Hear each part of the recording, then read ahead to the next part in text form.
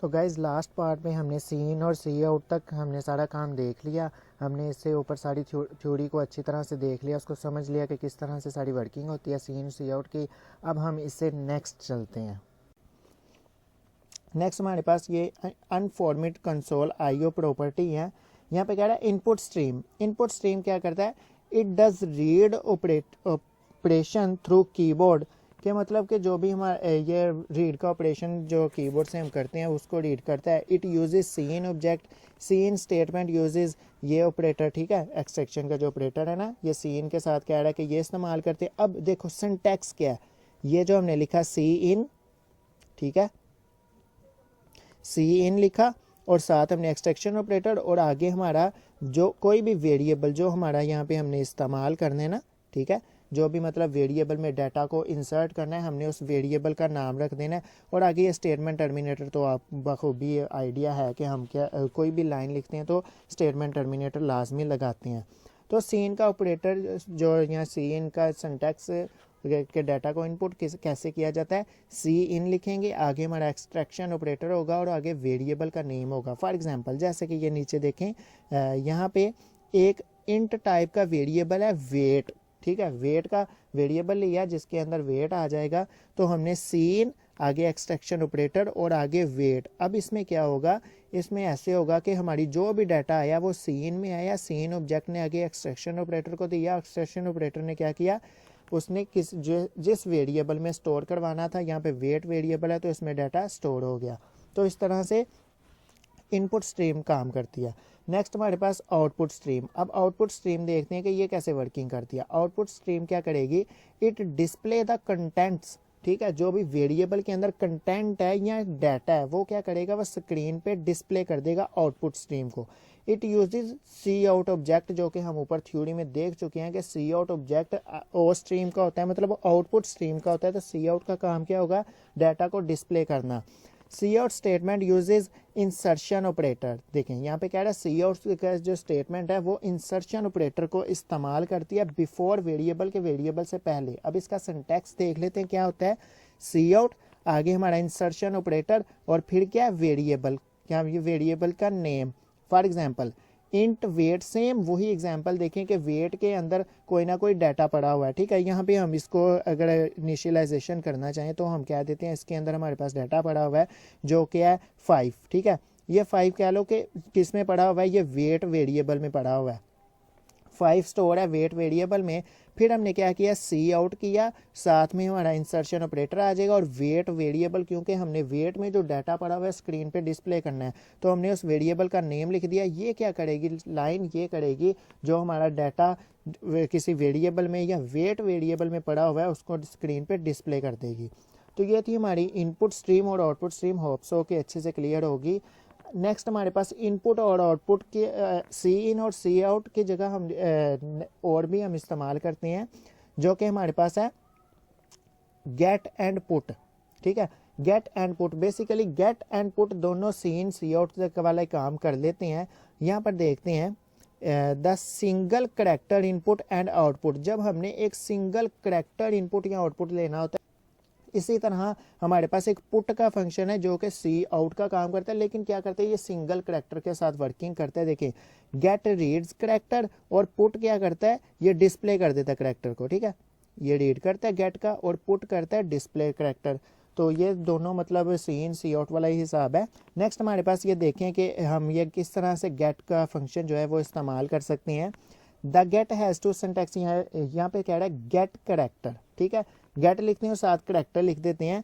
Assign that input character to its argument, argument मतलब variable के जो वेरिएबल होगा उसको क्या करेगा, जो भी हमने गेट करके वैल्यू कीबोर्ड से प्रेस करेंगे वो क्या करेगा, उसको असाइन कर देगा। देखिए करैक्टर सी हमने क्या किया, सी एक वेरिएबल लिया जो कि कौन किस डाटा टाइप क्या करैक्टर टाइप है। अब हमने क्या करना है, सी इन डॉट गेट, ठीक है, सी इन डॉट गेट और ब्रैकेट्स के अंदर हमने क्या किया, हमने उस वेरिएबल का नेम लिख दिया जिसके अंदर हमने डाटा लेना है।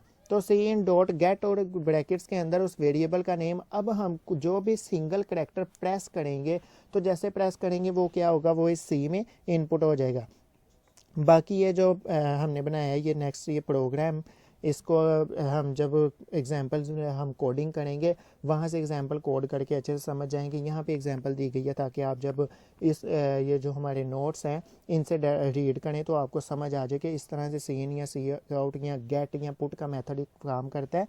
तो ये जो कोड है ये हम इससे नेक्स्ट लेक्चर में खुद डेव C++ पे कोड करके फिर देखेंगे और इससे बेहतर एग्जांपल्स भी लेंगे। नेक्स्ट हमारे पास आता है get void. Get void basically क्या करता है, एक तो हमने ऊपर देख लिया कि हमारा जो फर्स्ट सिंटैक्स था उसमें हमने क्या किया था, हमने यहाँ पे ये जो इसके ब्रैकेट्स हैं इसके अंदर वेरिएबल लिख लिया था। लेकिन दूसरा सिंटैक्स दूसरे टाइप क्या कहता है कि गेट और यहाँ पे वॉइड भी रख सकते हैं, मतलब कुछ भी ना आप लिखें। मतलब ये कि ये जो गेट के आगे ब्रैकेट्स हैं इनको आप एम्प्टी छोड़ दें, इनके अंदर कोई भी मतलब वेरिएबल ना लिखें। तो हम देख लेते हैं कि यहाँ पे ये देखें करैक्टर सी, ठीक है, सी करैक्टर सेम वही लिया। लास्ट ऊपर जो हमने देखी उसके अंदर क्या किया था, उसके अंदर हमने यहाँ पे ये जो है यहाँ पे सी को लिख दिया था। लेकिन अगर आप इस तरह ना लिखना चाहें तो आप ऐसे भी लिख सकते हैं, सी इक्वल का साइन मतलब असाइनमेंट का ऑपरेटर सीन डॉट गेट। ये क्या करेगा, ये जो भी डाटा गेट होगा मतलब जो भी करैक्टर गेट होगा वो इस सी में स्टोर हो जाएगा, ठीक है, इसमें आ जाएगी वैल्यू। तो ये दो तरह लिखा जा सकता है, सीन गेट का जो ऑब्जेक्ट फंक्शन है इनको हम दो तरह से लिख सकते हैं। तो दोनों हमने देख लिए। नेक्स्ट हमारे पास आता है पुट का। हमारे पास जो पुट का फंक्शन है वो फंक्शन पुट बेसिकली क्या हम देख के आए थे, ये देख के आए थे कि ये स्क्रीन पे डाटा को पुट करता है मतलब डिस्प्ले करवाता है। तो ये पुट का हमारा क्या करता था, डिस्प्ले करता था। तो हम देख लेते हैं कि इसके साथ किस तरह से वर्किंग करनी है। हम लिखते हैं cout डॉट पुट, ठीक है, cout डॉट पुट लिख के और आगे सिंगल कोड के अंदर हमारा करैक्टर बेसिकली करैक्टर जो भी होती है डाटा टाइप की बात नहीं, करैक्टर जो भी होता है हम उसको क्या करते हैं सिंगल कोट के अंदर जब लिख देते हैं, जैसे कि ये देखें ये एक्स सिंगल कोट के अंदर है। जब सिंगल कोट के अंदर लिख देते हैं तो ये करैक्टर बन जाता है। अगर हम इसको डबल कोट के अंदर लिख देते हैं, यहाँ पे एक और कॉलन लगा देते तो डबल कोट के अंदर आ जाता तो ये स्ट्रिंग बन जाती। लेकिन हमने यहाँ पे स्ट्रिंग की बात नहीं कर रहे, हम यहाँ पे करैक्टर की बात करें। तो याद रखें कि यहाँ पे सिंगल कोट के अंदर जो भी हमारा वेरिएबल होता है वो होता है करैक्टर, ठीक है। तो ये क्या करेगा, ये x को स्क्रीन पे डिस्प्ले कर देगा। और हम अगर इस तरह लिखे cout डॉट पुट और इसके अंदर इस तरह जैसे 68 लिखा है तो ये क्या करेगा, ये 68 डिस्प्ले नहीं करेगा। ये क्या करेगा 68 के अगेंस्ट जो भी करैक्टर बनता होगा, बेसिकली ये क्या है, ये आस्की कोड है, ठीक है। क्या करेगा ये cout डॉट पुट क्या करेगा, ये 68 को कन्वर्ट कर देगा, ठीक है, किसमें, आस्की में। 68 को आस्की कोड में कन्वर्ट, मतलब ये कन्वर्ट तो ऑलरेडी है, 68 आस्की है। ये क्या करेगा, ये 68 को जो इंट में लिखा हुई वैल्यू इसको समझेगा और 68 देखेगा कि किस करैक्टर का आस्की कोड है, ठीक है, 68 किस करैक्टर का आस्की कोड है। और फिर क्या करेगा, वो जो करैक्टर बनता होगा स्क्रीन पे वो डिस्प्ले करेगा। तो ये 68 आस्की कोड बनता है कैपिटल डी का, तो ये स्क्रीन पे क्या डिस्प्ले होगा, कैपिटल डी डिस्प्ले होगा। और यहाँ पे ये क्या करेगा, ये इंटीजर टाइप वैल्यू को करैक्टर टाइप वैल्यू में कन्वर्ट कर देगा। मतलब 68 इंटीजर टाइप है आस्की, तो वो क्या करेगा, उसको कन्वर्ट कर देगा करैक्टर में और वो क्या होगा कैपिटल डी और वो स्क्रीन पे डिस्प्ले हो जाएगा। तो यहाँ पे एक छोटी सी एग्जांपल हम देख लेते हैं, सीन जो कि मतलब गेट और पुट का मेथड फंक्शन जो है वो इस्तेमाल करते हुए। यहाँ पर एक वेरिएबल काउंट का ले लें, वो वैसे काउंट करने के लिए कि कितने करैक्टर हमने इनपुट किए। नेक्स्ट हमने एक करैक्टर टाइप सी वेरिएबल ले लिया और आगे हमने क्या किया, एक सिंपल स्ट्रिंग को डिस्प्ले कर दिया कि इनपुट टेक्स्ट के वो जब भी प्रोग्राम चले तो यूज़र जो चलाने वाला हो तो उसको पता चल जाए कि मैंने क्या करना है, मैंने कोई ना कोई टेक्स्ट इनपुट करनी है। तो हमने सबसे पहले क्या किया, सीन डॉट गेट, हमने क्या किया, गेट कर लिया करैक्टर मतलब इनपुट ले ली फ्रॉम कीबोर्ड, यूज़र ने कोई ना कोई बटन प्रेस कर दिया। नेक्स्ट हमने वाइल लूप लगाई हुई है कि सी में जब तक \n ना आ जाए तब तक तुम क्या करो, इस लूप को चलने दो, तब तक चलता जाए। टर्मिनेट कब करना है, जब सी में क्या आएगा \n, मतलब एंटर नहीं प्रेस करेगा। जब तक एंटर प्रेस करेगा तो ये प्रोग्राम टर्मिनेट कर देना। सबसे पहली स्टेटमेंट cout डॉट पुट सी, ये क्या करेगा, ये स्क्रीन पे डिस्प्ले कर देगा। तो हमने यहाँ पे क्या किया, सबसे पहले ये जो एच है ये इनपुट किया। फॉर एग्जांपल ये जो ये लाइन है ना, इससे हमने एच प्रेस किया तो कंट्रोल यहाँ आया लूप की बॉडी के अंदर और सी ये क्या किया, सी आउट डॉट पुट, इसने ये एज को डिस्प्ले करवा दिया, ये जो एज है ना डिस्प्ले कर दिया। फिर काउंट जो वेरिएबल हमने लिया उसमें इसने एक का इंक्रीमेंट कर दिया, ठीक है।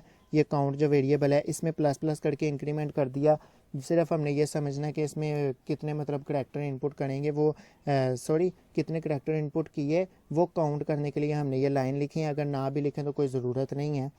नेक्स्ट हमने दोबारा क्या किया, सी इन डॉट गेट सी। अब दोबारा क्या करेगा, दोबारा से कोई ना कोई जब यूज़र कीबोर्ड से बटन प्रेस करेगा तो ये लूप चलेगा, ठीक है। यहाँ पे आके कंट्रोल रुक गया इस लाइन के ऊपर।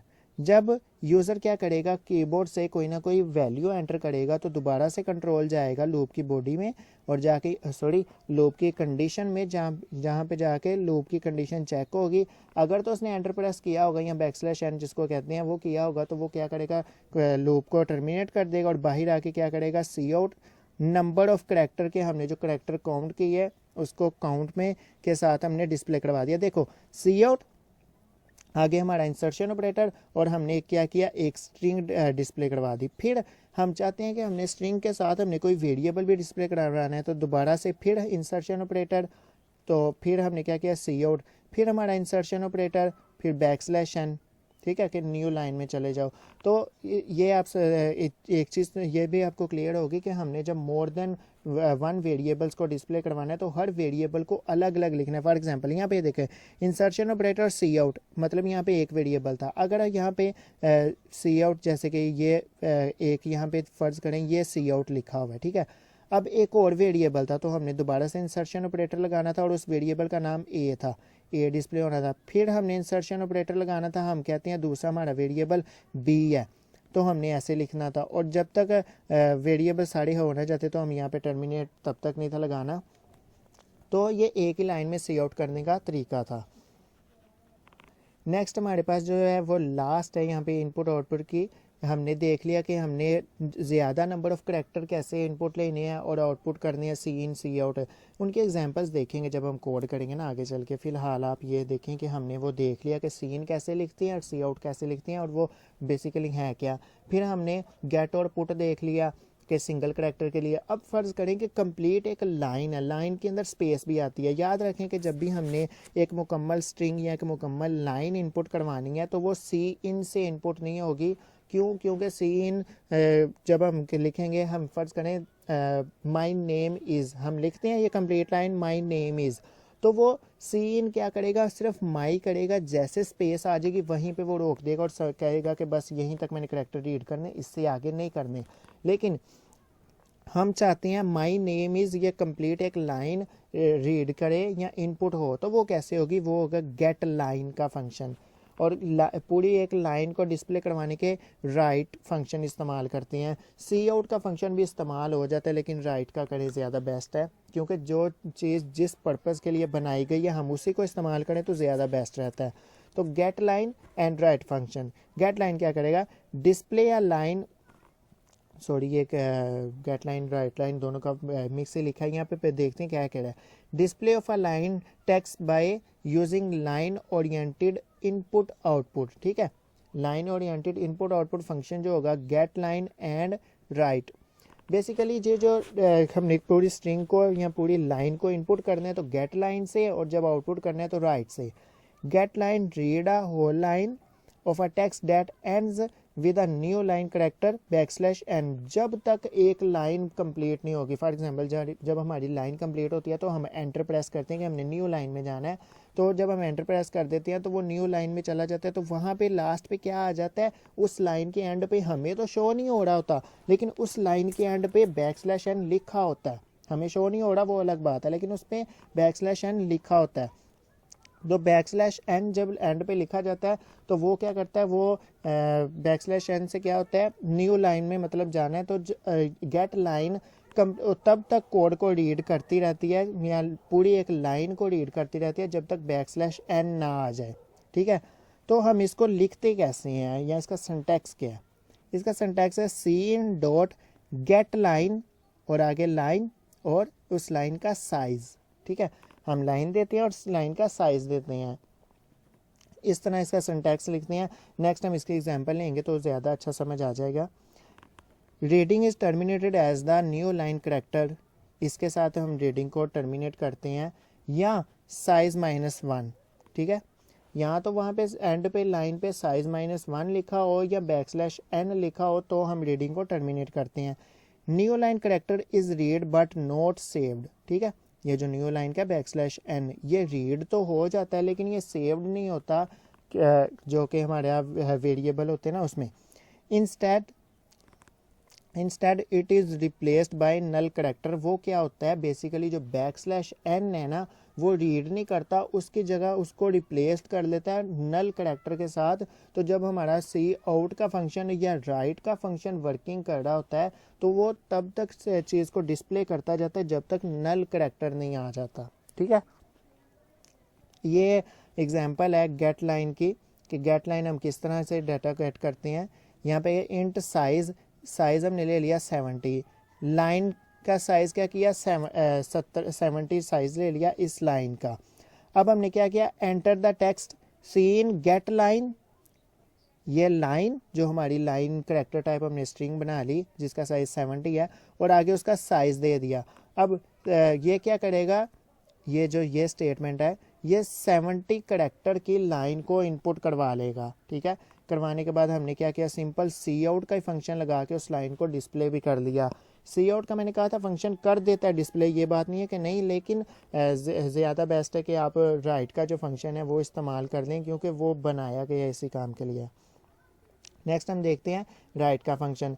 यहाँ पे राइट का फंक्शन देखते हैं कि कह रहा है right function display an entire line and has the following form, कि इसकी फॉर्म क्या होती है, ये क्या करती है, कंप्लीट एक लाइन को डिस्प्ले कर देते हैं राइट फंक्शन। और इसकी फॉर्म क्या है, सी आउट डॉट राइट और आगे लाइन और लाइन का साइज। देखो चेंजिंग कहाँ आई, एक हमने इनपुट करने के लिए सी इन और डॉट गेट लाइन लिखाना होता था और यहाँ पे जब हमने डिस्प्ले करना था सी आउट डॉट राइट का फंक्शन और लाइन और आगे size. Line represent the name of the string to display, मतलब लाइन क्या कर रही है, ये उस स्ट्रिंग का नेम है जिसके अंदर सारी स्ट्रिंग पड़ी हुई है, ठीक है। बेसिकली ये लाइन डिस्प्ले नहीं होगी, लाइन के अंदर जो हमारा स्ट्रिंग पड़ी होगी हमारी उसने डिस्प्ले होना है। साइज क्या कर रहा है, साइज इंडिकेट कर रहा है कि इसके अंदर कितने करैक्टर हैं जो तुमने डिस्प्ले करने हैं राइट फंक्शन ने, ठीक है। नेक्स्ट हम इसकी एग्जांपल देखते हैं। यहाँ पे हमारे पास एग्जांपल है, मेन फंक्शन लिया हमने करैक्टर, एक str ले लिया, str प्रोग्रामिंग, ठीक है। str एक उसको पॉइंटर टाइप बना लिया, वो क्या कर रहा है, वो प्रोग्रामिंग को स्टोर करवा रहा है, ठीक है। अब int n is equal to starlen str, ठीक है। ये क्या कर रहा है, जो हमारी लाइन है ना उसका जो मतलब साइज़ होगा ना वो काउंट करके किसमें n में स्टोर हो रहा है। ये फंक्शन जो है ये साइज़ का कर रहा है काउंट के, इसका मतलब कि यहाँ कह लें कि कितने करैक्टर हैं उतने नंबर इसके अगेंस्ट यहाँ पे n में स्टोर हो रहा है। इसकी जगह पे हम साइज़ ऑफ ऑपरेटर का भी इस्तेमाल कर लेते हैं, लेकिन वो हम नेक्स्ट चल के हम जब उसको पढ़ेंगे तब हम उसको देखेंगे। तो यहाँ पे हमने लूप लगा दिया, ये लूप कब तक चलेगा, जब तक इसके मतलब पूरा साइज़ है, प्रोग्रामिंग के मतलब जितने भी वर्ड हैं उतने टाइम ये लूप चलेगा। हमने सी आउट क्या किया, C out dot write str i, ठीक है। आई में क्या पड़ा हुआ है, पहले आई में फर्स्ट टाइम पड़ा हुआ है 1, क्यों, ये देखें 1 किया ना, अब आई में 1 पड़ा हुआ है तो सी आउट में क्या आएगा, सबसे पहले पी कि एक करैक्टर डिस्प्ले करो उस लाइन का, तो पी डिस्प्ले हो गया। फिर क्या हुआ, लूप सेकेंड टाइम चला, आई में ++, अब आई में 2 आ गया, आई में 2 पड़ा हुआ है। अब क्या करो, अब जो लाइन पड़ी है str स्ट्रिंग है उसके अंदर से pr मतलब 2 करैक्टर को डिस्प्ले कर दो, यहाँ पे डिस्प्ले कर दिया इसने। फिर सी आउट किया हमने, नेक्स्ट लाइन n तो कंट्रोल आ गया नेक्स्ट लाइन में यहाँ पे। अब क्या हुआ, अब सी आई में ++ हुआ तो आई हो गया 3। अब क्या करो, हमने कहा आई में 3 हो गया तो इसका मतलब ये है कि 3 करैक्टर, मतलब यहाँ पे ये देखो ना, ये जो हमने आई है इसकी जगह 3 आ गया ना, तो हमने क्या कहा str जो स्ट्रिंग है उसके पहले 3 करैक्टर डिस्प्ले कर दो, तो ये देखो इसने pro कर दिया। फिर जब 4 हो गए तो 4 करैक्टर prog, जब 5 हो गया तो prog r प्रोगर और इसी तरह करेक्टर मतलब वो आई में इंक्रीमेंट होता गया और एंड तक जब तक वो कंप्लीट प्रोग्रामिंग नहीं हो गया। तो ये आपको मैं होप सो कि बहुत अच्छे से समझ आ गई होगी। तो ये हमारा कंप्लीट चैप्टर अब कवर हो चुका है, और input and output in C++। ठीक है, input and output in C++ हमने बहुत अच्छे से देख लिया कि इनपुट कैसे होती है, उसके मतलब कि इनपुट किस तरह से डाटा होता है और उसके बैकग्राउंड में सारी कोडिंग क्या होती है। मैंने जो आईओ स्ट्रीम हमारी लाइब्रेरी है उसको भी खोल के बहुत अच्छे से और इतना डीपली करवा दिया कि जितना कोई भी मतलब नहीं करवा रहा ना बता रहा है। तो मैंने इसको बहुत ज़्यादा डीपली में डेप्थ में ले जाके कि मतलब अगर आप खुद करना चाहें कि सी इन और सी आउट का ऑब्जेक्ट खुद क्रिएट करना चाहें तो आपको वो भी करना है। ये लेक्चर बहुत ज़्यादा इम्पोर्टेंट हुआ है कि आपको पता चल गया ये कंप्लीट करने से। अगर आपको कहीं भी एक तो पेपर में भी आप कर सकते हैं, ऊपर से प्रोग्रामिंग के बिल्कुल डेप्थ में जाके आपने बिल्कुल कंप्लीट समझ लिया। अब आप क्या कर सकते हैं, अब आप कहीं भी इंटरव्यू में जाते हैं तो इंटरव्यू में इसी तरह के क्वेश्चंस, ट्रिकी क्वेश्चंस वो पूछते हैं। तो मैंने क्या किया, मैंने इसको जो क्लास है मतलब उसकी बेसिक है, मेन बेसिक पॉइंट जो है वहाँ तक मैंने इसको क्या किया, कंप्लीट इलेबोरेट कर दिया कि सी इन बेसिकली यहाँ कहाँ से रहा है, उसके साथ ऑपरेटर क्या काम कर रहा है, क्यों लिखा गया इंसर्शन और एक्सट्रैक्शन ऑपरेटर, सी इन सी आउट कहाँ से आए, आईओ स्ट्रीम क्यों लिखा जाता है, आईओ स्ट्रीम किससे इनहेरिट हुई हैं, और जो इनहेरिटेड क्लासेस हैं वो किससे इनहेरिट हुई हैं। तो हमने, और जो iOS क्लास है वो बेसिकली क्लास कौन सी, वर्चुअल क्लास है। तो हमने इसको बहुत ही ज़्यादा डीपली देख लिया। तो होप सो कि आपको बहुत अच्छे से समझ आ गई होगी। तो नेक्स्ट लेक्चर में हम इनको डेव C++ में कोड करके देखेंगे। तो इस वीडियो में इतना ही, मिलते हैं नेक्स्ट वीडियो में। अगर आपको कोई क्वेश्चन हो, कोई भी क्यूरी हो तो आप कमेंट में कमेंट कर सकते हैं, ताकि हम उसको नेक्स्ट टाइम उसको भी आपके साथ डिस्कस करेंगे और फिर हम नेक्स्ट वीडियो मतलब नेक्स्ट हमारा लेक्चर जो होगा हम वो क्रिएट करेंगे। तो मिलते हैं नेक्स्ट वीडियो में। अल्लाह हाफिज़।